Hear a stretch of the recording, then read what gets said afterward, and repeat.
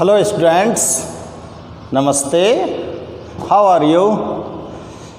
Today we are going to start topic galvanic or Daniell cell in our chapter electrochemistry. This is the chapter 3rd. Electrochemistry का ये जो topic है Daniel और galvanic cell, ये कौन से cell होते हैं? ये इलेक्ट्रोकेमिकल सेल होते हैं। ये कौन से सेल हैं? Electrochemical cell. तो स्टूडेंट्स, हम देखते हैं कि इलेक्ट्रोकेमिकल सेल किस तरह से फॉर्म होते हैं और इनकी वर्किंग प्रोसेस किस प्रकार से होती है। इलेक्ट्रोकेमिकल सेल,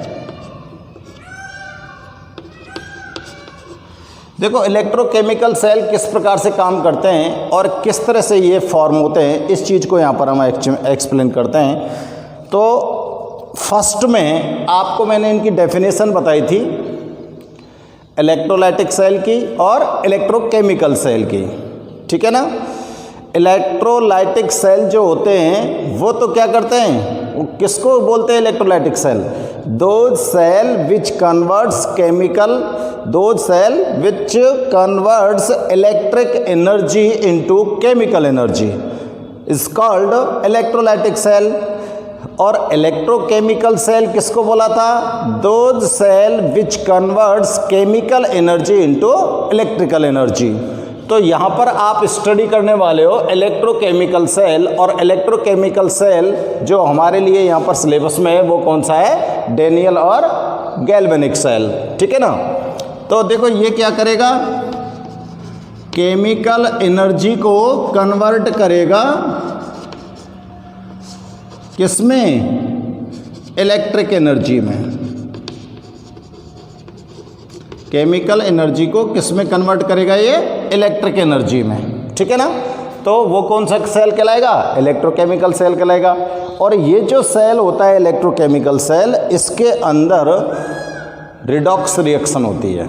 इलेक्ट्रोकेमिकल सेल के अंदर कौन सी रिएक्शन होती है बेटा?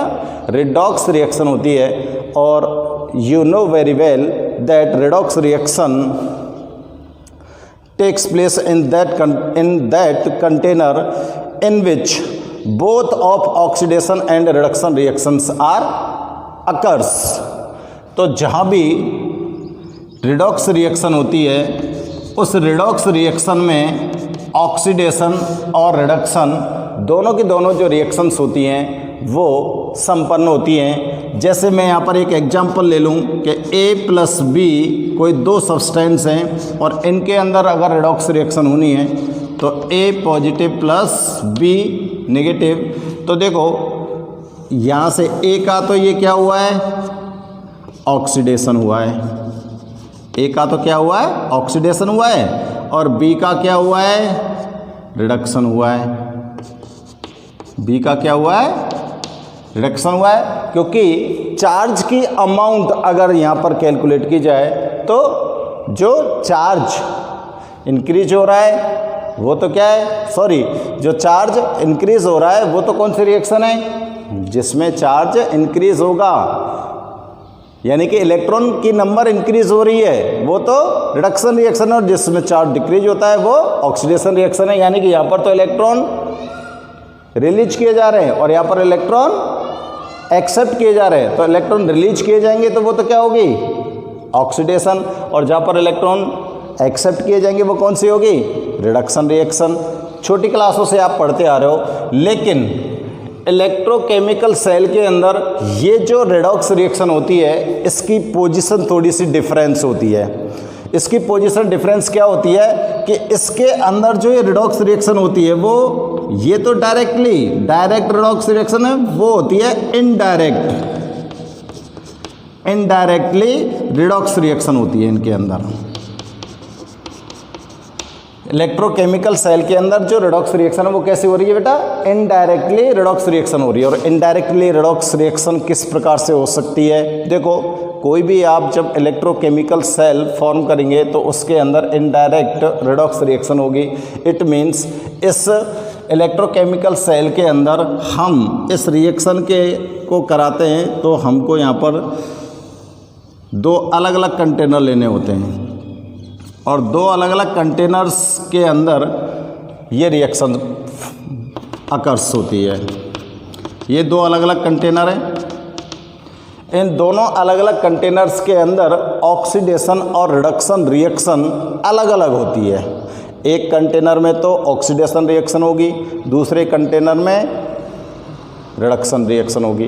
तो ऑक्सीडेशन और रिडक्शन जब अलग अलग कंटेनर्स में हो रही है तो उसको क्या बोल सकते हैं हम, इनडायरेक्टली रिडॉक्स रिएक्शन। और जब ये एक ही कंटेनर में हो जाए तो क्या हो सकती है, ये डायरेक्टली रिडॉक्स रिएक्शन। अब जब आप गैल्वेनिक सेल की प्रोसेस को हम फॉर्म करेंगे तो उस टाइम पर आपको बताएंगे कि किस प्रकार से ये जो रिएक्शन है ये इनडायरेक्ट हो सकती है, क्योंकि ये अलग अलग कंटेनर में अकर्स है, अलग अलग कंटेनर में अकर्स है। कि जैसे अगर इसके अंदर अगर ऑक्सीडेशन रिएक्शन हो रही है तो इसके अंदर रिडक्शन रिएक्शन हो रही है। अब इस रिएक्शन को आप ध्यान से देखिए, ये एक कंप्लीट रिडॉक्स रिएक्शन है। इस कंप्लीट रिडॉक्स रिएक्शन के दो पार्ट हैं, ऑक्सीडेशन का अलग है, रिडक्शन का अलग है। तो अगर इन कंटेनर के अंदर देखें कि ऑक्सीडेशन किस तरह से हो रही है, तो ये देखो,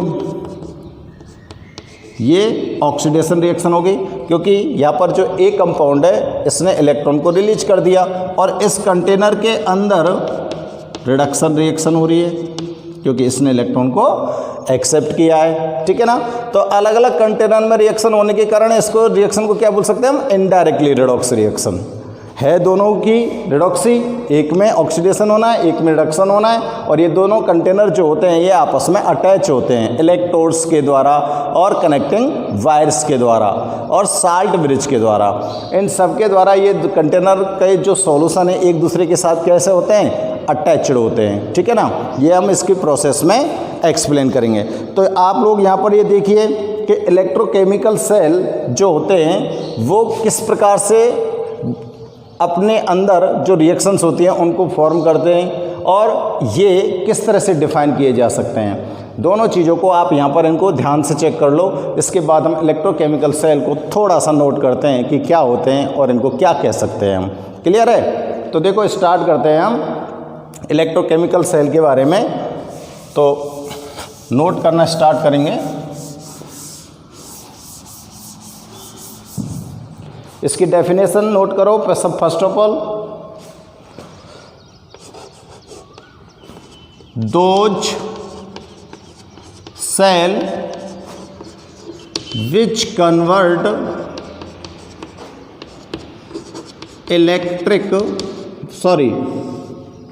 which convert chemical energy into electric energy. वे सेल जो केमिकल एनर्जी को इलेक्ट्रिकल एनर्जी में कन्वर्ट कर देते हैं उनको हम इलेक्ट्रोकेमिकल सेल कहते हैं। Energy is called electrochemical cell. ठीक है। ये इसकी क्या हो गई, डेफिनेशन हो गई। अब देखो जो इलेक्ट्रोकेमिकल सेल्स होते हैं उनके अंदर जो रिडक्शन रिएक्शन होती है वो किस तरह से होती है। इन दीज सेल, स्टार लगाकर मैं इसके जो मेन पॉइंट है उनको नोट कर रहा हूं। In these cell redox reaction, in these cell redox reaction takes place indirectly। Redox reaction कैसी होती है स्टूडेंट्स, ध्यान से चेक करो, इनडायरेक्टली।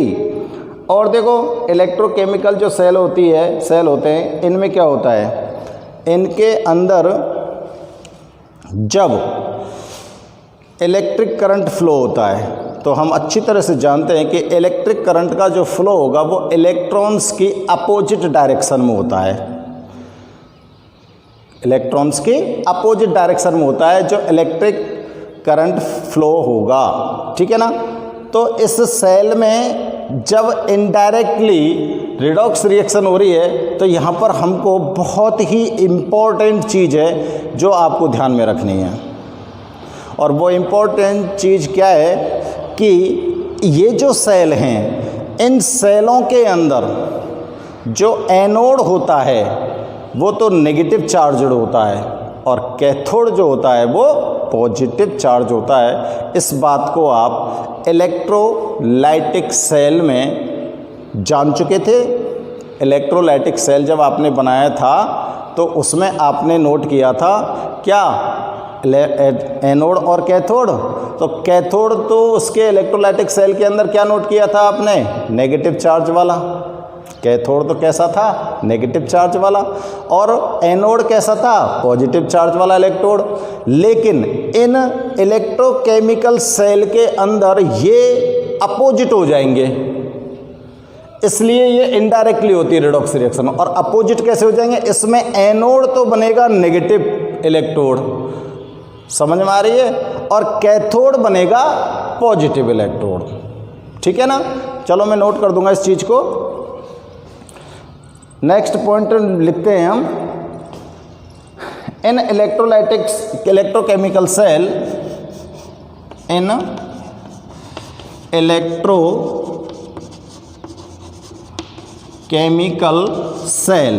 इलेक्ट्रोकेमिकल सेल के अंदर क्या होता है, the ions of electrolyte solution, the ions of electrolyte solution moves to oppositely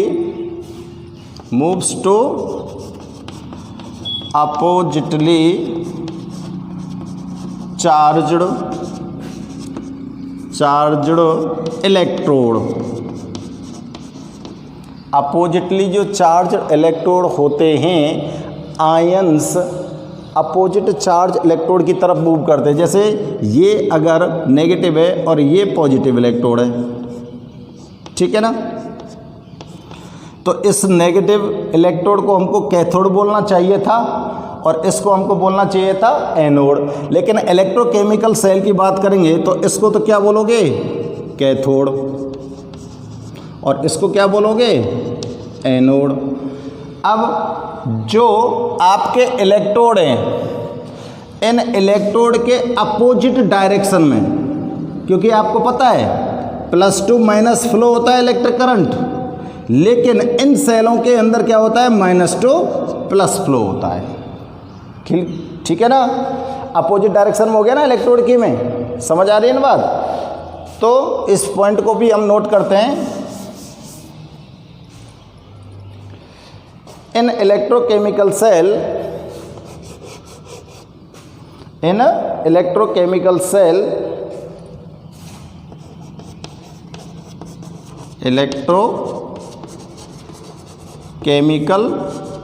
cell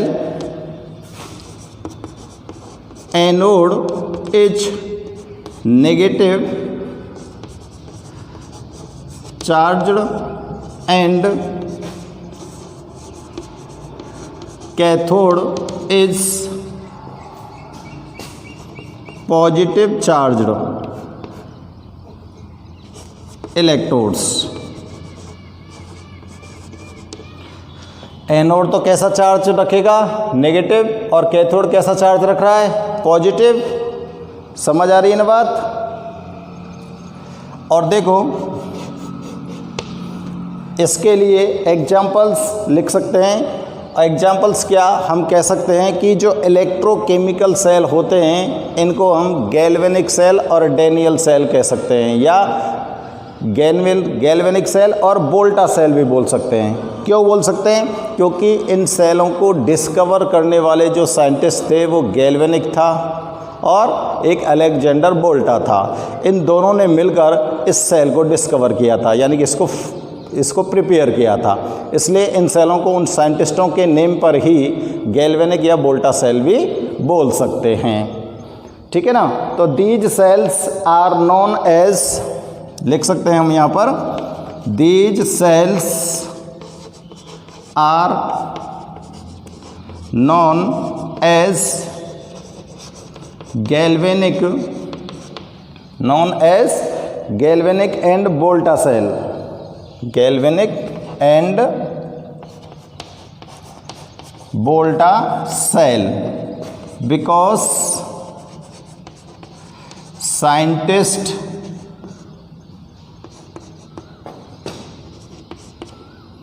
scientist galvanic and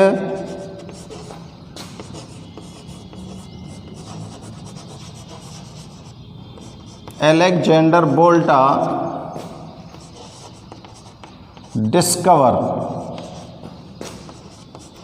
discovered them, क्योंकि इनको डिस्कवर करने वाले कौन थे?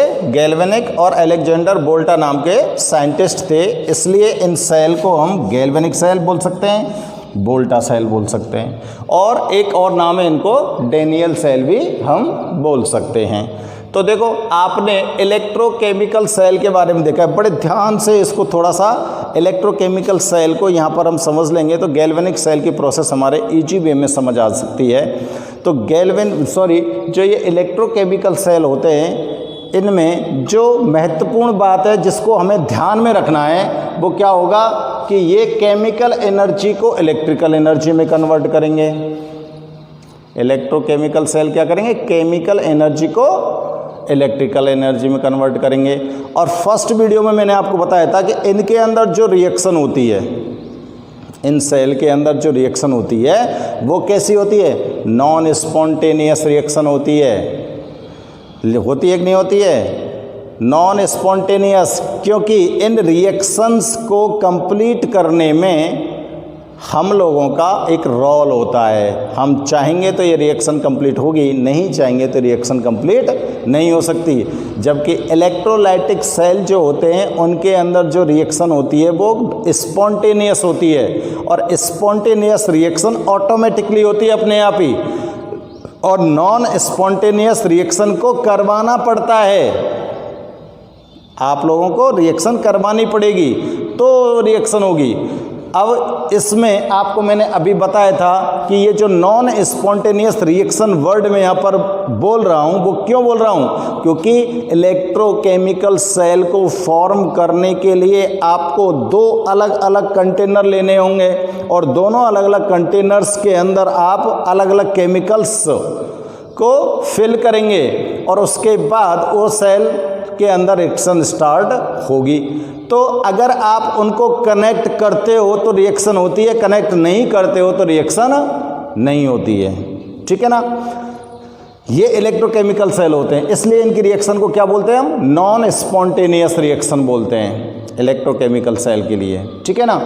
तो इनके अंदर जो रिएक्शन हो रही है वो कौन सी है? रिडॉक्स रिएक्शन है। लेकिन रिडॉक्स रिएक्शन भी क्यों है? ये क्यों, मतलब कैसी है? इनडायरेक्ट रिडॉक्स रिएक्शन है। अब अगर ये इनडायरेक्ट रिडॉक्स रिएक्शन है तो ये इनडायरेक्ट कैसे बनी? क्योंकि ये जो रिडॉक्स रिएक्शन है ये अलग अलग कंटेनर्स के अंदर अकर्स है। This redox reaction occurs in different containers.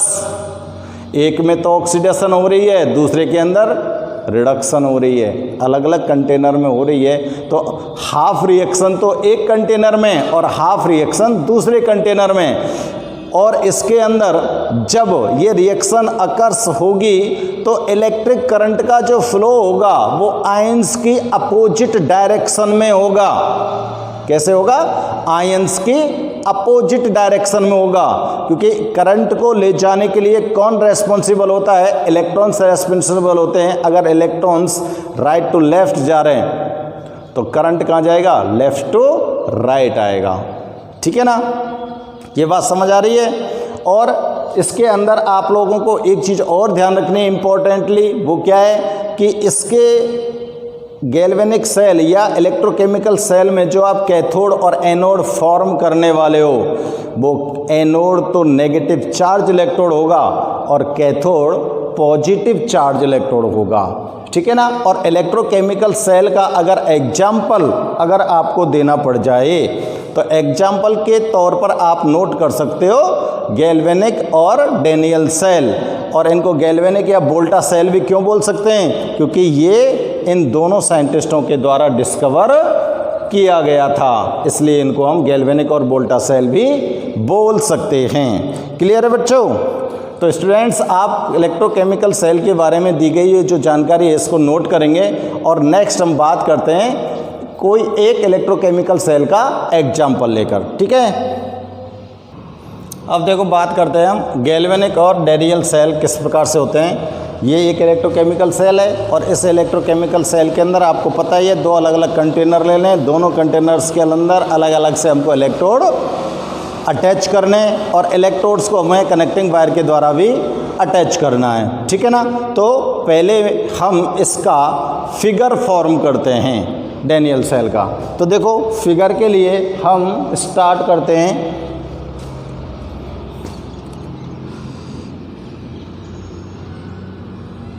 एक कंटेनर बना रहा हूं मैं पहले,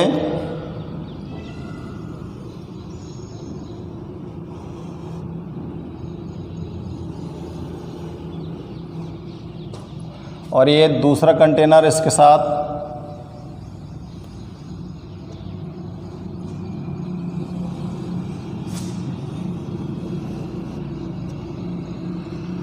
ठीक है।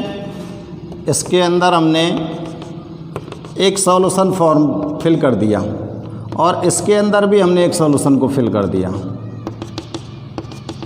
ये दोनों के दोनों जो सॉल्यूशन होंगे ये इलेक्ट्रोलाइटिक सॉल्यूशन होंगे। दोनों के दोनों जो सॉल्यूशन होंगे वो कैसे होंगे? इलेक्ट्रोलाइटिक। इसके अंदर हमने भर दिया जिंक सल्फेट का सॉल्यूशन, और इसके अंदर हमने फिल किया है कॉपर सल्फेट का सॉल्यूशन। यानी कि दो अलग अलग साल्ट सॉल्यूशन हमने दोनों कंटेनर्स के अंदर फिल कर दिए। ठीक है ना? अब देखो जिंक सल्फेट सॉल्यूशन के अंदर हमने एक रॉड को डिप किया है, इसी तरह से कॉपर सल्फेट सॉल्यूशन के अंदर हमने एक रॉड को डिप किया है। जिंक सल्फेट सॉल्यूशन के अंदर तो हमने जिंक रॉड को डिप किया है, और कॉपर सल्फेट सॉल्यूशन के अंदर हमने कॉपर रॉड को डिप किया है। ठीक है, और इन दोनों रॉड को आपस में हमने कनेक्ट कर दिया कनेक्टिंग वायर की हेल्प से। क्लियर? ये कनेक्टिंग वायर हो गया, और कनेक्टिंग वायर से इसको कनेक्ट करने के साथ साथ इनके बीच में अभी ये दोनों सॉल्यूशन एक दूसरे के अटैच में या कनेक्शन में नहीं आए। तो बेटा इसके लिए हम क्या करते हैं, यहाँ पर एक U shaped inverse U shaped tube लगाते हैं, और इस इनवर्स यू शेप्ड ट्यूब को बोलते हैं हम साल्ट ब्रिज। इस ट्यूब को क्या बोलेंगे हम? Salt bridge. ठीक है ना? और इसके अंदर हम कुछ भरते हैं। इसके अंदर हम भरते हैं KCl और NH4Cl प्लस अगर सॉल्यूशन, प्लस अगर सॉल्यूशन। दो इन सबको मिलाकर इसके अंदर या तो KCl NH4Cl इन दोनों में से कोई सा एक ले सकते हैं, और साथ में अगर जो होता है ये एक गोंद जैसा सब्सटेंस होता है, थोड़ा सा ये कोलेडल होता है और गाढ़ा होता है। ठीक है ना? इसकी विस्कोसिटी ज़्यादा होती है, तो ये गोंद जैसा सब्सटेंस होता है। इसके अंदर KCl और इसको मिलाकर लिख देते हैं। और बेटा ये क्या है स्टूडेंट्स अपने पास, इसको क्या बोलोगे आप? Salt bridge. क्या बोल रहे हैं इसको हम? Salt bridge. क्लियर है ना? अब देखिए ये जो जिंक रॉड है ये किसका काम करती है? ये जिंक रॉड एनोड का काम करेगी, और एनोड पर चार्ज बताओ कौन सा होना चाहिए? नेगेटिव चार्ज, क्योंकि इलेक्ट्रोलाइटिक सेल है। और ये वाली रॉड किसका काम करेगी? कैथोड का। और कैथोड पर चार्ज कौन सा होना चाहिए? पॉजिटिव, क्योंकि इलेक्ट्रोकेमिकल सेल के अंदर इनडायरेक्टली रिडॉक्स रिएक्शन होती है, इसलिए इनके इलेक्ट्रोड्स भी कैसे होते हैं? चेंज हो जाते हैं। इलेक्ट्रोड्स इसमें क्या होते हैं? चेंज होते हैं। तो ये ध्यान रखना है आपको अच्छी तरह से, नहीं तो जनरली एनोड जो होता है वो तो कैसा होता है? जनरली जो एनोड होता है वो कैसा होता है बच्चों? जनरली एनोड होता है बच्चों पॉजिटिव। जनरली एनोड को आप क्या कह सकते हो? पॉजिटिव। और कैथोड जो होता है जनरली वो कैसा होता है? नेगेटिव। लेकिन यहाँ पर हमने कैथोड को कैसा बनाना है? पॉजिटिव। एनोड को कैसा बनाना है? नेगेटिव। क्लियर है स्टूडेंट्स? ये आपने क्या लिया था? जिंक सल्फेट का सॉल्यूशन इसके अंदर फिल किया और इसके अंदर कॉपर सल्फेट का साल्ट सॉल्यूशन फिल कर दिया। दोनों के दोनों इलेक्ट्रोलाइट है, दोनों के दोनों क्या हैं? इलेक्ट्रोलाइट की तरह यहाँ पर फंक्शन अपना करेंगे। तो देखो ये फॉर्म हो जाता है गैल्वेनिक सेल का फिगर, गैल्वेनिक सेल, और इसको क्या बोल सकते हो आप? Daniell cell. क्लियर?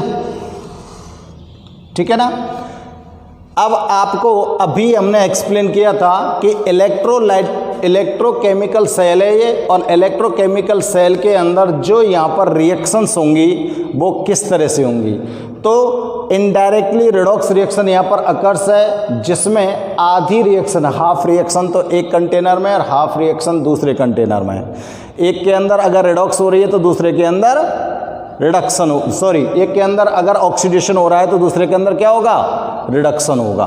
क्लियर है ना? अब यहाँ पर थोड़ा सा आपको मैं यहाँ पर इनका काम बता देता हूँ कि देखो इलेक्ट्रॉन का जो फ्लो होगा वो इस तरफ हो रहा है, ठीक है ना? इलेक्ट्रॉन का फ्लो किस तरफ हो रहा है? इस तरफ। और करंट का फ्लो किस तरफ होगा? इसके अपोजिट डायरेक्शन में। करंट का फ्लो कहाँ होगा? अपोजिट डायरेक्शन में। अब देखिए आप लोग, ये साल्ट ब्रिज यहाँ पर क्या हेल्प कर रहा है? साल्ट ब्रिज की हेल्प से जैसे ही आप इसका सर्किट कंप्लीट करते हो और सर्किट कंप्लीट करके इस सेल को स्टार्ट करते हैं, तो क्या होगा कि ये जो जिंक रॉड है, इसके अंदर जिंक रॉड डिपे और सॉल्यूशन क्या है? Zinc sulphate. तो जैसे ही इसके अंदर इलेक्ट्रिक पास होने लगेगी तो जिंक सल्फेट का क्या होना है? आयनाइजेशन होना है। आयनाइजेशन होना है ना? तो यहाँ पर जिंक आयन आएंगे, जिंक आयन आएंगे कि नहीं आएंगे?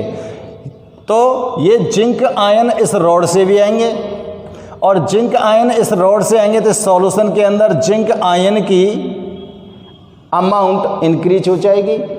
होगी कि नहीं होगी? जिंक आयन की अमाउंट क्या हो जाएगी? इंक्रीज हो जाएगी। अब जिंक आयन की अमाउंट अगर इंक्रीज हो रही है तो वो जो इसके चार्ज हैं, वो इसके चार्ज हैं वो इसमें प्रेजेंट होंगे। अब इसी तरह से इसकी तरफ देखो, कैथोड जो रॉड है वो कॉपर की है और इसके अंदर कॉपर सल्फेट का सॉल्यूशन भरा हुआ है। क्लियर है ना? तो इसके अंदर भी कॉपर के जो आयंस है वो निकल कर आएंगे। आएंगे कि नहीं आएंगे? कॉपर आयंस निकल कर आएंगे ना?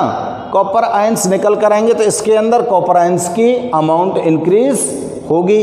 होगी कि नहीं होगी? अब इन दोनों में आप लोग, दोनों जो मेटल्स आपने यहाँ पर लिए हैं, इन दोनों मेटल्स में ये गौर कीजिए कि कौन सी मेटल ज़्यादा रिएक्टिव है। तो पहले एक्टिव कौन सी होगी?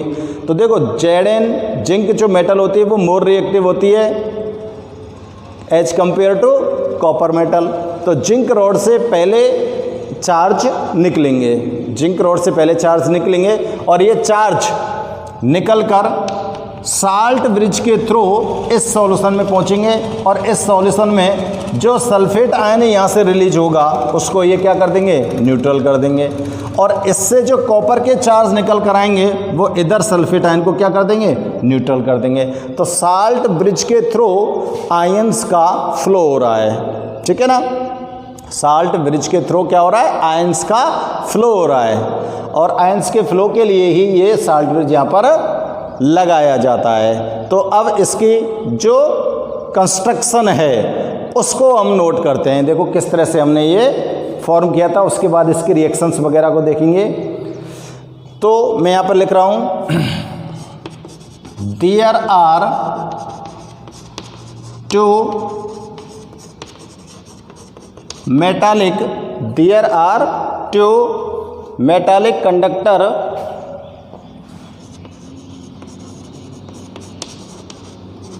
which are called electrodes, which are called electrodes।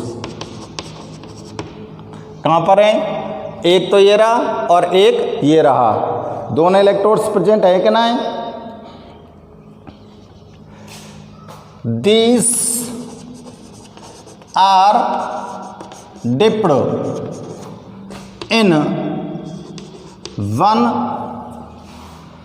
or two different solution। ये सॉल्यूशन एक ही प्रकार का भी हो सकता है और अलग अलग प्रकार का भी हो सकता है, और दोनों के दोनों या तो एक ही प्रकार के सॉल्यूशन के अंदर या अलग अलग प्रकार के सॉल्यूशन के अंदर डिप्ड होंगे। और ये सॉल्यूशन कैसा होगा, इलेक्ट्रोलाइट। सॉल्यूशन कैसा होगा, इलेक्ट्रोलाइट। ठीक है ना, चाहे इलेक्ट्रोलाइट सॉल्यूशन लिख दो, कुछ भी लिख दो। ये बात क्लियर समझ आ गई कि दो इलेक्ट्रोड हैं और दोनों के दोनों इलेक्ट्रोड या तो सेम टाइप के सॉल्यूशन में या डिफरेंट टाइप के सॉल्यूशन के अंदर ही डिप्ड होते हैं। अब देखो, in a container, in a container,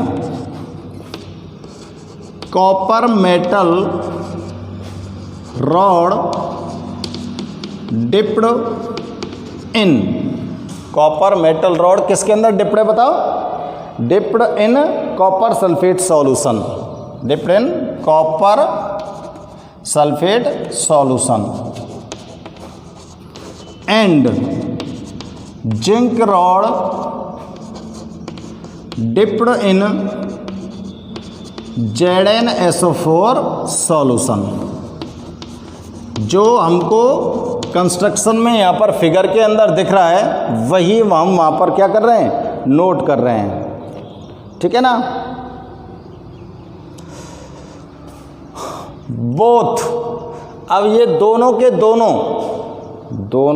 दोनों जो इलेक्ट्रोलाइट हैं वो सेपरेट है क्या ना है, तो लिखते हैं बोथ इलेक्ट्रोलाइट्स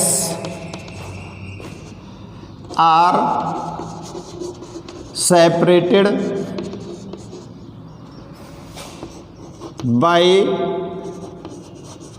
salt bridge।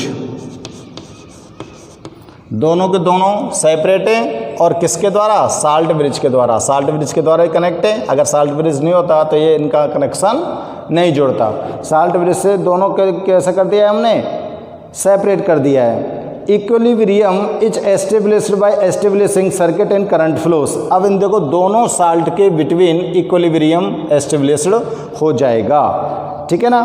तो the equilibrium is established,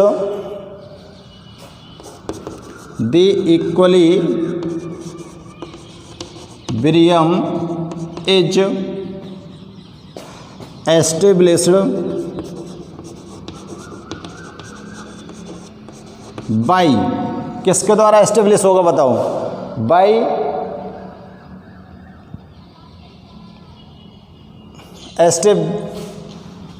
equilibrium is, the equilibrium is established by establishing circuit and current flow. Establishing circuit and current flow. देखो आपने इस सर्किट को कंप्लीट कर दिया, ठीक है ना, एक तो हमने इस सर्किट को कंप्लीट कर दिया, दूसरा इस सर्किट के अंदर क्या फ्लो होने लग गया, करंट फ्लो होने लग गया।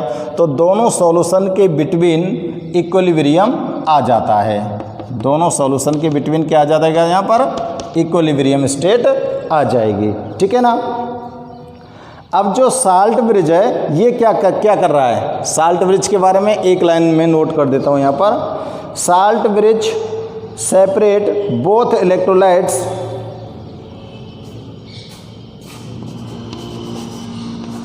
Salt bridge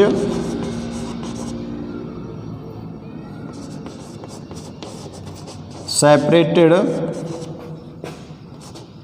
both electrolytes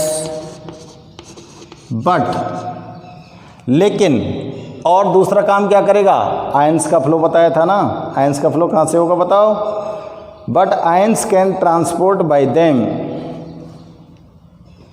but ions can flow bye them, इसके द्वारा किसका फ्लो होगा, आयंस का फ्लो होता है।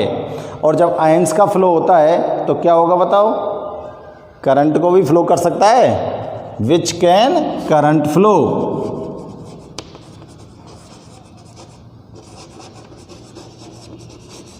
Which can current flow.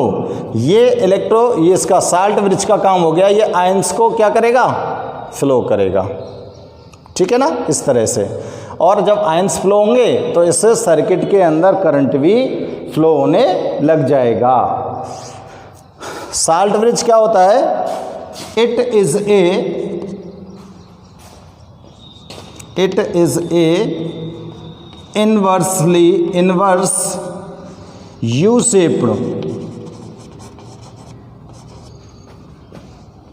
structure in which KCl NH4Cl and अगर सॉल्यूशन आर फिल्ड, ठीक है। ये साल्ट ब्रिज के बारे में आपको यहाँ पर नोट कर दिया है, तो आप लोग फटाफट से इसको नोट कीजिए, मैं आगे इसको और नोट करता हूँ। यहाँ पर आपने बता दिया, इलेक्ट्रोड्स को बता दिया, 2 इलेक्ट्रोड्स हैं, अलग अलग सॉल्यूशन के अंदर डिप्ड हैं और सेम टाइप का सॉल्यूशन भी हो सकता है ये, और अलग अलग इलेक्ट्रोलाइटिक सॉल्यूशन भी हो सकता है, ठीक है ना। और जिसमें से एक कंटेनर के अंदर तो कॉपर की रॉड लगी हुई है, उस कंटेनर में आपने कॉपर सल्फेट सॉल्यूशन फिल किया है, दूसरे कंटेनर के अंदर जिंक रॉड लगी हुई है, इसके अंदर आपने जिंक सल्फेट सॉल्यूशन किया है। और ये जो दोनों इलेक्ट्रोलाइट सॉल्यूशन है ये एक दूसरे से सेपरेटेड हैं, किसके द्वारा, साल्ट ब्रिज के द्वारा, ठीक है ना। अब इन दोनों सॉल्यूशन के अंदर जो इक्विलिब्रियम स्टेट एस्टेब्लिश होती है वो किसके द्वारा होती है, बाय एस्टेब्लिशिंग सर्किट। जैसे ही आप सर्किट को कंप्लीट करते हो एंड करंट फ्लो, और इसके अंदर करंट का फ्लो होने लगता है, तो दोनों के दोनों जो सॉल्यूशंस होते हैं इनके बिटवीन इक्विलिब्रियम एस्टेब्लिश हो जाता है। क्लियर है ना। चलो मैं आगे नोट करता हूँ इसको। अब देखो आगे नोट करते हैं हम कैसे काम करता है ये तो इसकी कंस्ट्रक्शन हो गई, ठीक है ना। अब ये काम कैसे कर रहा है, कैसे वर्क कर रहा है, ठीक है ना। तो कंस्ट्रक्शन के बाद अब इसकी आप पैराग्राफ चेंज करेंगे और इसकी वर्किंग प्रोसेस को आपको एक्सप्लेन करना है। तो नेक्स्ट लिखेंगे, the electrons released from metal, the electrons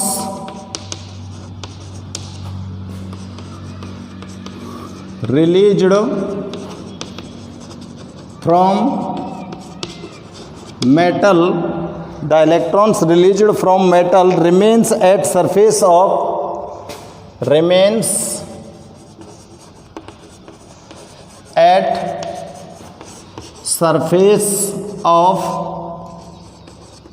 metal। Metal की जो सरफेस है वहाँ से क्या होंगे, इलेक्ट्रॉन्स रिलीज होंगे और मेटल आयन इंटर्स इन सॉल्यूशन। और ये जो मेटल के आयन हैं ये सॉल्यूशन के अंदर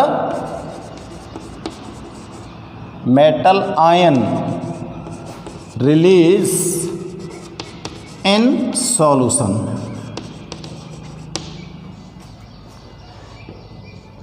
आराम से देखो, इलेक्ट्रॉन्स रिलीज्ड फ्रॉम मेटल, ये जो मेटल रॉड है इसके द्वारा तो इलेक्ट्रॉन्स को रिलीज किया जाएगा, और जो आयंस हैं वो सॉल्यूशन के अंदर जो मेटल है वो आयंस रिलीज करेगी सॉल्यूशन के अंदर।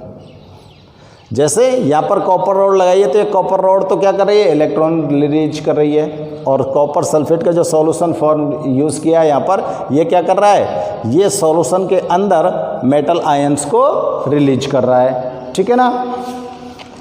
नेक्स्ट पॉइंट में नोट करेंगे, here losing electron by zinc is more than copper. अब देखो, मैंने अभी आपको बताया था, हियर लूजिंग,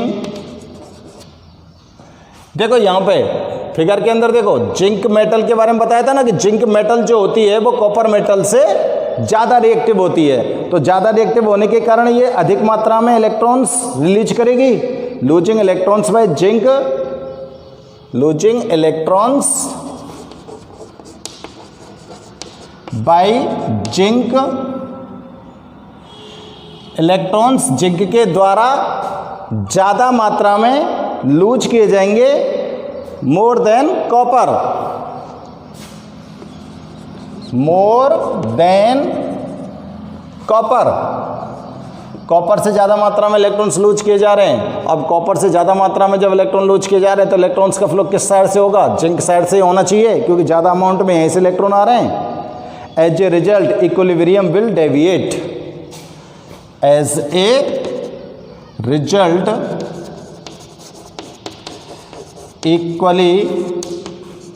इक्विलिब्रियम डेविएट, तो इसके कारण क्या हो जाता है, इक्विलिब्रियम डेविएट हो जाता है। Extra electron flow from outer circuit on connecting, extra electron flow from outer circuit, outer circuit on connecting, on connecting. देखो यहाँ से भी इलेक्ट्रॉन रिलीज हो रहे हैं और यहाँ से भी आयंस या इलेक्ट्रॉन्स रिलीज हो रहे हैं, तो जो एक्स्ट्रा इलेक्ट्रॉन है यानी कि अधिक अमाउंट के जो इलेक्ट्रॉन हैं वो आउटर सर्किट, अब देखो इसमें आउटर सर्किट और इनर सर्किट दो सर्किट बने हुए हैं इस सेल के अंदर। तो यहाँ पर बेटा थोड़ा सा ध्यान से चेक करो, ये जो कनेक्टिंग वायर है, ये कनेक्टिंग वायर बना रहा है, यहाँ पर मैं लिख देता हूँ कनेक्टिंग वायर, ठीक है, ये तो बना रहा है आउटर सर्किट, ठीक है।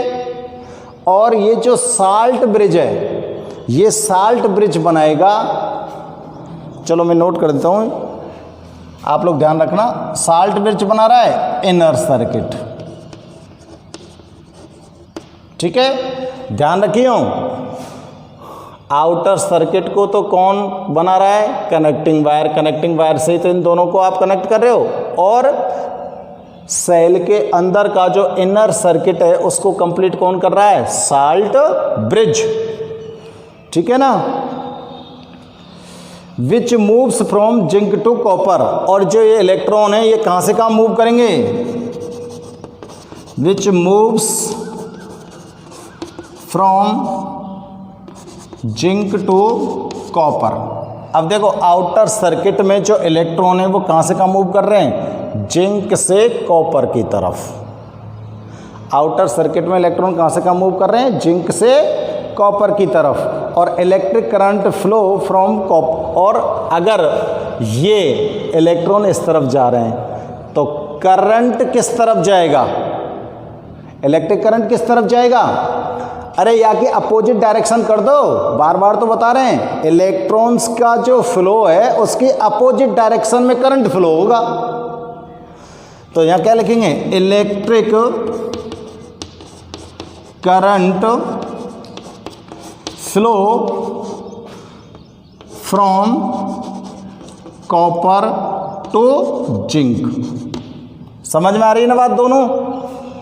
इलेक्ट्रॉन्स तो कहाँ पर मूव कर रहे हैं, जिंक से कॉपर की तरफ, तो करंट कहाँ पर मूव करेगा, कॉपर से जिंक की तरफ। समझ में आ गई? अब देखो, जब इलेक्ट्रॉन्स जिंक से कॉपर की तरफ जा रहे हैं तो इसका मतलब इलेक्ट्रॉन्स पहले किसके द्वारा रिलीज किए गए हैं, जिंक के द्वारा।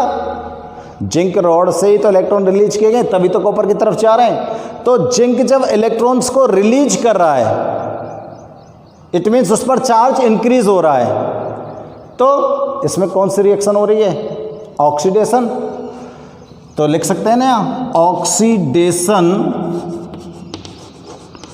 Reaction takes place in zinc rod.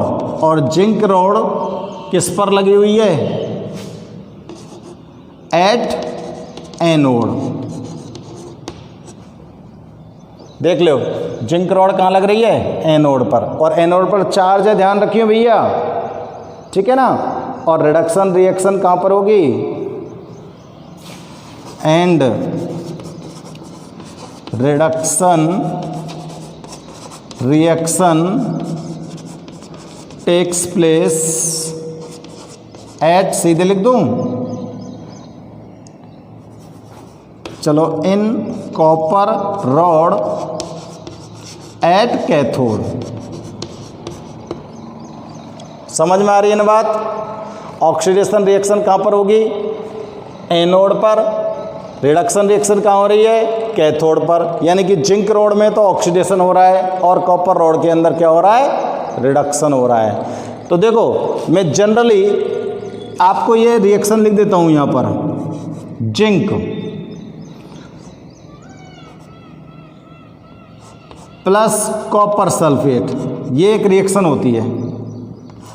सिर्फ समझने के लिए ध्यान देना, इस तरह से कंप्लीट होती है ये।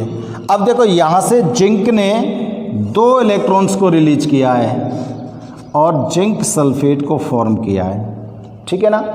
ये 2 इलेक्ट्रॉन जिंक ने रिलीज किए हैं तो जिंक सल्फेट आ गया, ये आयन बन गया, और आयन बनने के बाद किसके साथ रिएक्ट कर गया, इसको डिस्प्लेस कर दिया ना इसने, लेस रिएक्टिव मेटल है, ठीक है ना। अब ये जो 2 इलेक्ट्रॉन्स इस सॉल्यूशन के अंदर प्रेजेंट हैं, इन 2 इलेक्ट्रॉन्स को इस कॉपर ने एक्सेप्ट कर लिया, तो कॉपर का क्या हो गया, रिडक्शन हो गया। समझ में आ गई बात? जिंक से इलेक्ट्रॉन रिलीज हुए हैं, जिंक सल्फेट फॉर्म हो गया, और कॉपर ने इलेक्ट्रॉन्स को क्या किया है, एक्सेप्ट किया है, तो इसका क्या होना है, रिडक्शन होना है। अब इस रिएक्शन को मैं यहाँ पर लिख सकता हूँ ना, देखो, जिंक प्लस कॉपर आयन, ये आयन की फॉर्म में, इक्वल टू जिंक ने इलेक्ट्रॉन रिलीज कर दिए, क्या बन गया, जिंक के पास चार्ज आ गया, प्लस कॉपर ने जो, जिंक ने जो 2 इलेक्ट्रॉन रिलीज किए वो किसने ले लिए, कॉपर ने, तो ये कॉपर आ गया। तो अब देखो यार, चेक करो किसका ऑक्सीडेशन हो रहा है, जिंक का तो ऑक्सीडेशन हो रहा है, कॉपर का रिडक्शन हो रहा है। समझ में आ रही है ना बात? तो ये चीज़ आपको यहाँ पर एक्सप्लेन की जा रही है बार बार, इसको आप ध्यान रखेंगे, अपने अलग से ध्यान बना के रखो बेटा इसको, कि किस तरह से ऑक्सीडेशन और रिडक्शन रिएक्शन हो रही है। तो अब चेक करते हैं हम यहाँ पर कि इसकी जो रिएक्शन है वो कैसे कैसे हो रही है। जैसे एनोड पर कौन सी रिएक्शन हो रही है, रिएक्शन एट एनोड, एनोड पर रिएक्शन क्या है, देखो एनोड पर रिएक्शन है, जिंक मेटल है, जिंक मेटल से इलेक्ट्रॉन रिलीज किए जा रहे हैं, तो ये कौन सी रिएक्शन है गई, oxidation reaction. Clear? Reaction at cathode, cathode पे कौन सी रिएक्शन होगी बताओ? कॉपर मेटल है, कॉपर मेटल ने 2 इलेक्ट्रॉन्स को क्या किया है? एक्सेप्ट किया है, और ये कॉपर आयन था और कॉपर आयन ने 2 इलेक्ट्रॉन को एक्सेप्ट कर लिया और यहाँ पर क्या बना लिया? कॉपर मेटल बन गया। तो ये कौन सी रिएक्शन हो गई? Reduction reaction. कैथोड पर और एनोड पर जो रिएक्शन यहाँ पर इस सेल के अंदर हो रही हैं वो ये रिएक्शन है। जिंक मेटल का तो ऑक्सीडेशन हो रहा है, कॉपर मेटल का क्या हो रहा है? रिडक्शन हो रहा है। तो देखो आधी रिएक्शन तो इसके अंदर हो गई और रिमेन आधी रिएक्शन इसके अंदर हो गई। हाफ रिएक्शन इस कंटेनर में, हाफ रिएक्शन इस कंटेनर में। हाफ रिएक्शन दोनों अलग अलग कंटेनर में हुई हैं, इसलिए तो इसको इनडायरेक्ट रिडॉक्स बोल रहे हैं। और अब इन दोनों रिएक्शन से हम नेट सेल रिएक्शन बनावें। सेल की जो रिएक्शन है वो कंप्लीट सेल रिएक्शन क्या बनेगी? तो यहाँ पे लिख देता हूँ मैं, इसको ध्यान रखना। यहाँ लिख रहा हूँ मैं net cell reaction. Net cell reaction बनाओ, क्या बनेगी? तो देखो भाई साहब, नेट सेल रिएक्शन किस तरह से लिखेंगे? जिंक ये मेटल थी प्लस कॉपर आयन, ये कहाँ थे? सॉल्यूशन के अंदर थे, ठीक है ना। अब जिंक आयन फॉर्म में आ गया, कॉपर कहाँ चला गया? सॉलिड फॉर्म में। ये कहाँ गया? सॉल्यूशन के अंदर। कहाँ पर आ गया? ये सॉल्यूशन के अंदर आ गया ना। तो अब इसको आप क्या बोलेंगे? इसको क्या बोलोगे? रिडॉक्स रिएक्शन ना बोलेंगे का? इस रिएक्शन को क्या बोलोगे आप? नेट सेल रिएक्शन को। रिडॉक्स रिएक्शन नहीं हो गई, अभी आपको एक्सप्लेन की थी। समझ में आ रही है ना बात? अब आप लोग इसको नोट करेंगे और इसके बाद इसको नोट करेंगे और फिर ये नोट होगा लास्ट में आके, ठीक है ना। और फिगर आपको फॉर्म करना है किसका? गैल्वेनिक और डेनियल सेल का। ये जो फिगर है ये आपको फॉर्म करना है, ठीक है ना। तो ये तो डेनियल सेल की कंस्ट्रक्शन हो गई, किस तरह से आपने इसको कंस्ट्रक्ट किया था। पहले हमने कंस्ट्रक्शन नोट की थी, ठीक है ना। अलग अलग पार्ट में डिवाइड करके आप इसको लर्न कर सकते हो। कंस्ट्रक्शन में आपको सारी चीज़ें बतानी होती हैं कि 2 कंटेनर लिए, दोनों कंटेनर्स के अंदर अलग अलग हमने साल्ट सॉल्यूशन को फिल किया है। दोनों कंटेनर्स के अंदर जिसका साल्ट सॉल्यूशन लिया है उसी मेटल की रॉड को डिप किया है। ऐसे इसके अंदर यानी कि एक कंटेनर में जिंक सल्फेट सॉल्यूशन तो उसके अंदर जिंक रॉड को डिप कर दिया, दूसरे कंटेनर में कॉपर सल्फेट सॉल्यूशन तो उसके अंदर कॉपर रॉड को डिप कर दिया। Zinc rod as a anode जिस पर नेगेटिव चार्ज होगा इसका कार्य करेगी, और कॉपर रॉड जो होगी एज कैथोड जिस पर पॉजिटिव चार्ज होगा इसका कार्य करेगी। और दोनों के दोनों जो रॉड मेटल रॉड्स है इनको कनेक्टिंग वायर की हेल्प से हमने एक दूसरे के साथ कनेक्ट कर दिया और इन दोनों कंटेनर्स को सेपरेट किया है हमने किसके थ्रू? साल्ट ब्रिज के थ्रू। किसके थ्रू कनेक्ट किया? साल्ट ब्रिज के थ्रू। और साल्ट ब्रिज जो होता है इससे ही तो सेपरेट किया दोनों को। इसके अंदर क्या फिल है? पोटेशियम क्लोराइड या अमोनियम क्लोराइड प्लस अगर अगर का सॉल्यूशन इसके अंदर फिल होता है।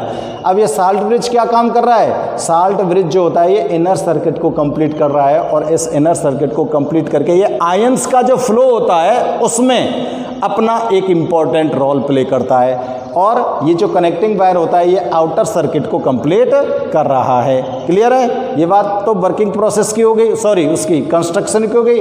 अब वर्किंग कैसे कर रहा है ये सेल के इलेक्ट्रॉन्स जो होते हैं वो कहाँ से? मेटल से रिलीज होंगे, ठीक है ना। मेटल की जो सरफेस है ये मेटल है, इसकी सरफेस से इलेक्ट्रॉन रिलीज होते हैं।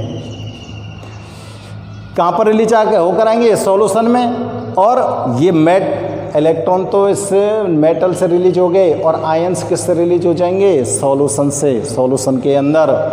अब losing electrons bye zinc more than copper, क्योंकि कॉपर मेटल जो होती है वो जिंक से मोर रिएक्टिव होती है, इसलिए ज़्यादा इलेक्ट्रॉन रिलीज करने का काम जिंक रॉड करती है, ठीक है ना। तो जिंक से रॉड से इलेक्ट्रॉन रिलीज हो जाएंगे और कॉपर मेटल से इलेक्ट्रॉन कम रिलीज होंगे। तो अगर जिंक से इलेक्ट्रॉन रिलीज हुए हैं तो ये इलेक्ट्रॉन रिलीज हुए हैं जो इस आउटर सर्किट की हेल्प से कहाँ तक आएंगे? कॉपर रॉड की तरफ आएंगे। तो इसके अंदर करंट का फ्लो कहाँ होगा? कॉपर रॉड से जिंक रॉड की तरफ, क्योंकि अपोजिट डायरेक्शन होती है दोनों की। क्लियर है ना ये बात?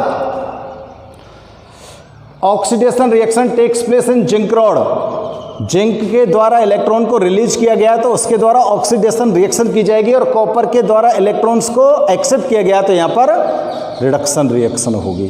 तो अब हमने यहाँ पर कैथोड और एनोड की अलग अलग से रिएक्शन लिख दी, कैथोड पर कौन सी रिएक्शन हो रही है, एनोड पर कौन सी रिएक्शन हो रही है, और इन दोनों रिएक्शंस की हेल्प से हमने नेट सेल रिएक्शन को फॉर्म कर लिया है। क्लियर है? ओके स्टूडेंट्स, अब देखो सेल का रिप्रेजेंटेशन किस तरह से करते हैं, सेल रिप्रेजेंटेशन किस तरह से कर सकते हैं हम। तो मैं इसको अब इरेज कर देता हूँ बेटा, और सेल रिप्रेजेंटेशन आपको बताते हैं। 11th क्लास में आपने वैसे सेल रिप्रेजेंटेशन को खूब देखा है। किसी भी सेल के लिए जब आप रिएक्शन लिखते हो तो वहाँ पर सेल का जो रिप्रेजेंटेशन होता है वो किस तरह से आप लोग देते हो, ठीक है ना। तो यहाँ पे देखें cell representation for galvanic cell, cell representation for galvanic cell, ठीक है ना। गैल्वेनिक सेल के लिए सेल रिप्रेजेंटेशन किस तरह से लिखोगे, तो देखो सेल रिप्रेजेंटेशन के काजें बिल्कुल सटीक चीज़ ध्यान रखियो। एनोड पे रिएक्शन कौन सी है रही, इसको तो आप पहले लिखोगे, जो रिएक्शन एनोड पर हो रही है उसको पहले लिखोगे, और जो रिएक्शन कैथोड पर हो रही है उसको बाद में लिखोगे। समझ आ गई बात। और LHS पक्ष को एक साइड में लिखोगे, RHS पक्ष को एक साइड में लिखोगे, ठीक है ना। तो देखो सेल रिप्रेजेंटेशन किस तरह से होता है ये मैं यहाँ पर नोट कर देता हूँ। तो देखो बेटा मेरे का जो बताओ, कंप्लीट लिखनी है हमने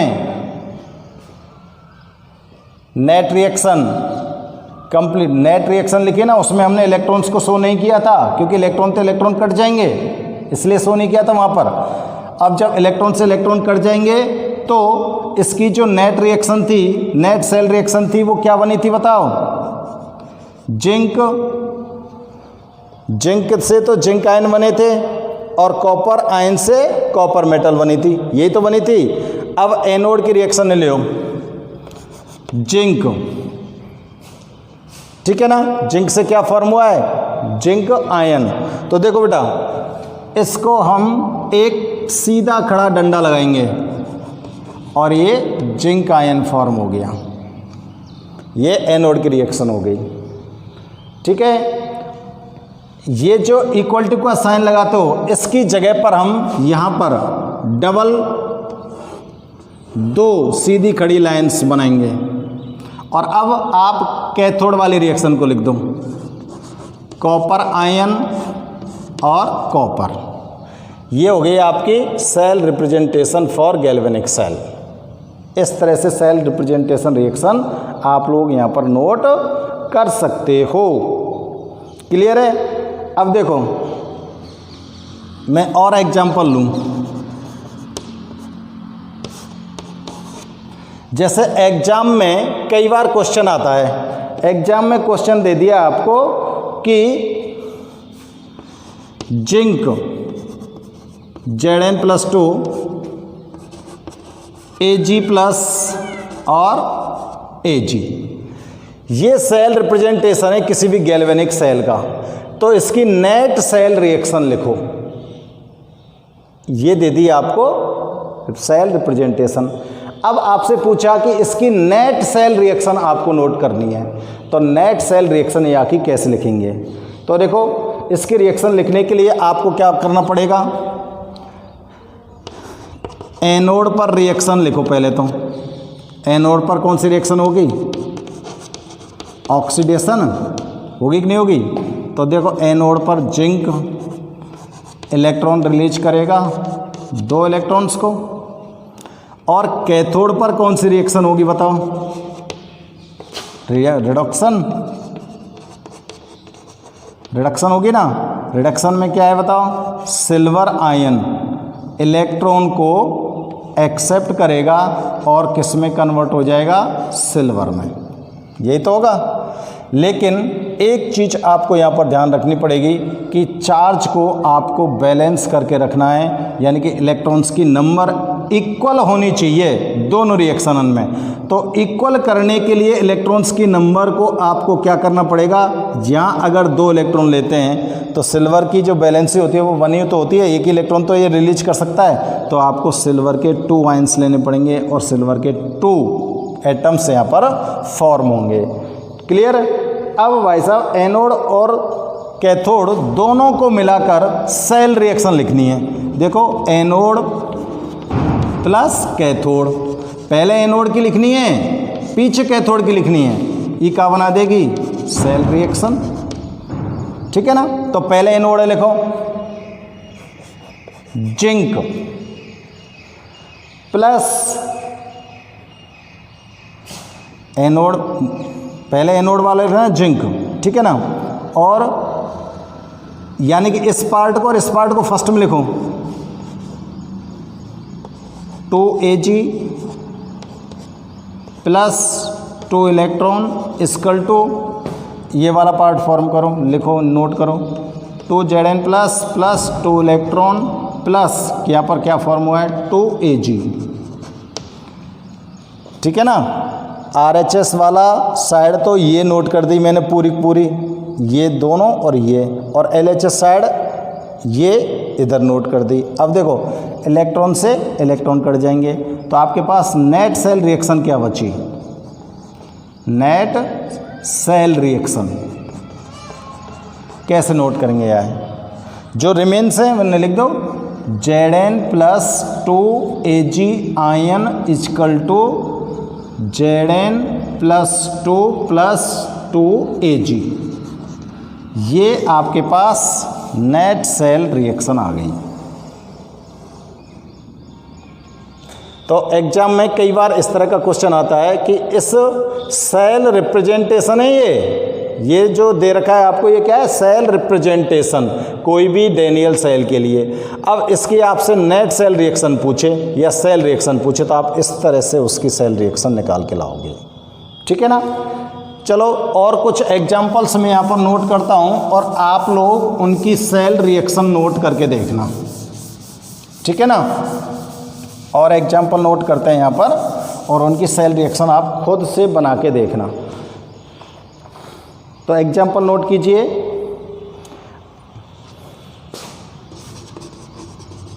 एग्जाम्पल 2 Fe3+, ये साल्ट ब्रिज है, यानी कि एरो जो लगाते हो आप वो है सिल्वर आयन और सिल्वर। और एक एग्जाम्पल और लिख देता हूँ, सिंपल है, आराम से आप बना सकते हो।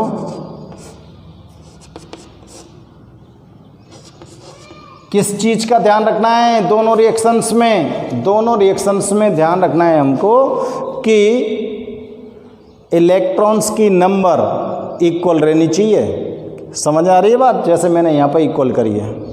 ओके स्टूडेंट्स, और ये दोनों सेल रिएक्शन आपको लिखकर मुझे कमेंट बॉक्स में बतानी है। समझ रहे। पिछले वीडियोस के लिए भी वीडियोस में भी मैंने आपको कुछ न्यूमेरिकल्स के आंसर नहीं निकाले थे। आप लोगों को न्यूमेरिकल्स के आंसर निकालकर कमेंट बॉक्स में कमेंट करना है। इन रिएक्शंस को भी आपको नोट करके मुझे कमेंट बॉक्स में बताना है कि इनकी सेल रिएक्शन क्या आएगी। अगर कमेंट बॉक्स में आप लोग नहीं लिख पाते हो तो आप एक सीधे अपने पेपर पर पेन से नोट करना और नोट करके मेरे व्हाट्सएप नंबर पर सेंड करना, जिससे मैं चेक कर पाऊँ कि आप लोग इसको सीखें या नहीं सीखें। ओके स्टूडेंट्स, तो आज के इस वीडियो में बस इतना ही। नेक्स्ट वीडियो में नेक्स्ट टॉपिक के साथ फिर से प्रेजेंट होंगे। क्लियर? Till then okay.